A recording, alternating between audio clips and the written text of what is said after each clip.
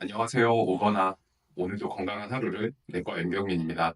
오늘은 위염, 위궤양, 심지어 위암까지 이 모든 병에 관여할 수 있는 무서운 균, 헬리코박터균에 대해서 말씀드리려고 합니다.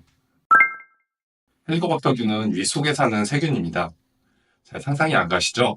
보통 위 내부에는 강한 위산 때문에 세균이 살 수 없습니다. 하지만 이 헬리코박터균은 우레아제라는 효소를 만들어 위산을 중화시켜 위 내부에서 살아남을 수 있습니다. 헬리코박터균은 사람과 사람 사이에서 전파됩니다.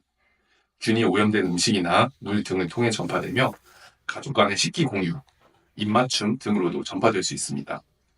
전 세계적으로 50% 정도가 감염된 것으로 알려져 있고 우리나라도 이와 비슷합니다.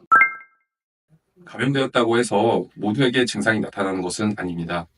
대부분 무증상 감염 상태에 있다가 만성적으로 염증이 진행하죠. 하지만 가끔씩 감염 급성기에 위염, 위궤양 등이 생길 수 있고 소화불량, 속쓰림, 복부 평만감 등의 비특이적 여러 가지 증상이 나타날 수 있습니다. 헬리코박터균이 위험한 이유는 무증상 감염 상태에 있다가 서서히 위 점막을 손상시키기 때문인데요. 처음에는 단순한 만성 위염으로 시작하지만 시간이 지날수록 그 염증은 심해져서 위궤양, 십이지장궤양 등을 일으킬 수 있고 위암, 말트림 부종 같은 암질환도 일으킬 수 있습니다. 네, 진단 방법은 매우 간단합니다. 가장 흔한 방법은 위내시경을 통한 조직 검사인데요. 감염이 의심된다면 추가적인 조직 검사를 통해 확인할 수 있습니다. 내시경을 하지 않고 헬리코박터균 감염을 확인하고 싶다. 그렇다면 요소호흡 검사, 혈액, 분변 검사 등을 시행해 볼 수 있습니다.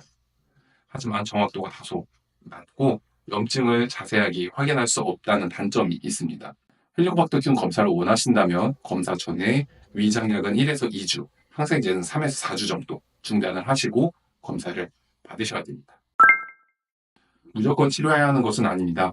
하지만 감염 환자는 일반인에 비해 위암에 걸릴 위험도가 3배에서 6배까지 높은 것으로 보고되고 있으며 WHO에서는 1994년 헬리코박터균을 발암인자로 규정하기도 하였습니다. 우리나라는 아직까지 위암 발생률이 높은 편이기 때문에 웬만하면 치료를 권고드리고 있습니다. 헬리코박터균을 치료하기 위해서는 위산억제제와 두 종류의 항생제를 1에서 2주간 복용하시면 됩니다.